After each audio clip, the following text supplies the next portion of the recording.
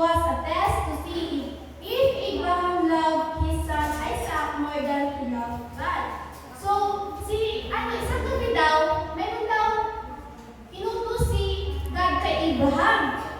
So, ano yun? It was test to see if Abraham loved his son Isaac more than he loved God. So, tinest niya kung mas mahal niya ba yung anak niya or kung mas mahal niya si God. Okay, so, take your son Isaac and offer him as a burnt offering. God commanded. Offer Isaac, sacrifice his son. That was hard for Abraham. He loved his son very much. So, yung sinabi ni God kay Abraham, yung sinabi niya, yung challenge. Sabi niya dito, take your son Isaac. Sabi niya, ibigay niya daw yung anak niya kay God. Parang isa-sacrifice niya daw si Isaac. Ay, sino yung anak ni Abraham? Si Isaac. So, sabi ni God, kay Abraham, i-offer niya daw yung anak niya. Di ba si Abraham, nag-iisang anak niya si Isaac? Di ba? So, sa tingin niyo, isa-sacrifice niya ba? I-offer niya ba kay God si Isaac? Sino nagsabi ng opo dito? Opo. Sino hindi? Ay, wala din. Walang opo, walang hindi. Sino yung nagsasabing i-offer ni Abraham si Isaac kay God? Opo. Okay, 1, 2, 3, 4. Dami din. Sino hindi? Marami din. Dahil tatlo pala sila. Okay, so tingnan natin. But Abraham had learned to trust God even when he did not understand. In the morning, he set out for the mountain of sacrifice with Isaac and 2 servants. Before leaving, Abraham split pieces of wood to make a fire for the burnt offering. Abraham planned to obey God. Okay, so sinunod niya si God. Inoffer niya yung anak niya. So bago sila umalis, naghati siya ng yung kahoy para gawing apoy. Naghati siya ng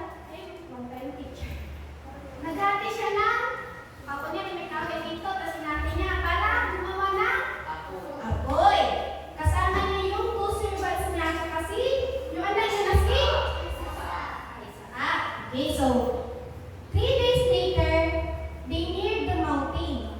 Stay here, Abraham told his servants. We will go and worship and we will come back to you. Isaac carried the wood, Abraham carried fire and a knife.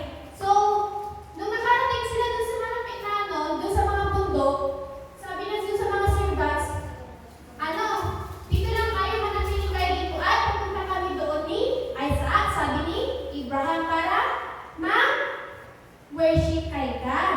Pero sa totoo lang, ang gagawin nila at kung gagawin ni Abraham is isa sa i-offer na ni Abraham sino ulit si? Isaac. Okay, so may dala si Isaac na knife. Ano yung knife? Yung kutsilyo. Yun, may dala siyang kutsilyo. So, where is the lamb for a burnt offering? Isaac asked. God will provide himself a lamb, Abraham replied. So, nag-ask si Isaac kay Abraham, saan na yung i-offer? Sabi ni Isaac kay Abraham. Sabi niya, saan na yung i-offer natin kay God? Sabi niya. So, natataka siya bakit wala yung burnt offering, yung offer kay God. Sabi naman ni Abraham, God will provide. Si God daw yung mag-provide. Sabi niya, God will provide himself a lamb. Sabi niya. So, the two come to the exact place chosen by God. There, Abraham built an altar and arranged the wood to burn the sacrifice before God. Abraham had built many altars. Surely, this one was the hardest ever to build. Abraham tied Isaac up and placed his beloved son on the altar. So, gumawa si Abraham ng altar. Tapos, ang ginawa niya, imbis na yung i-offer niya kay God, ang nilagay niya doon is si Isaac. Nilagay niya si Isaac sa altar, tapos tinali-tali niya si Isaac.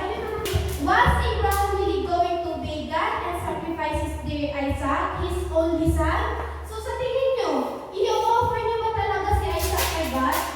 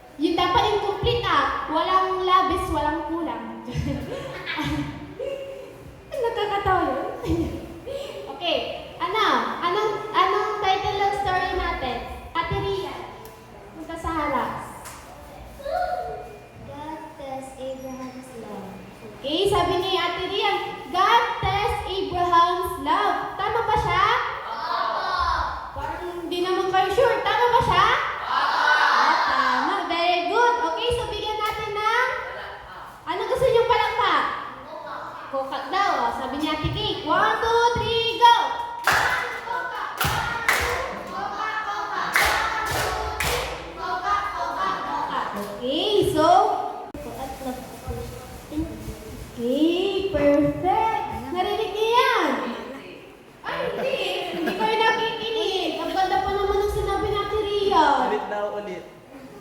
Anong sabi niya? Sino nga, nakinig? Hala, sayang. Ang sabi niya, Rian, ang i-offer niya daw is yung buhay niya daw. Kasi si God naman daw yung nagbigay sa kanya ng buhay. At si Rian is love niya daw si God. Kaya i-offer niya daw yung buhay niya. Very good. Okay, bigyan natin siya ng fireworks clap. Very good sa Rian. 1,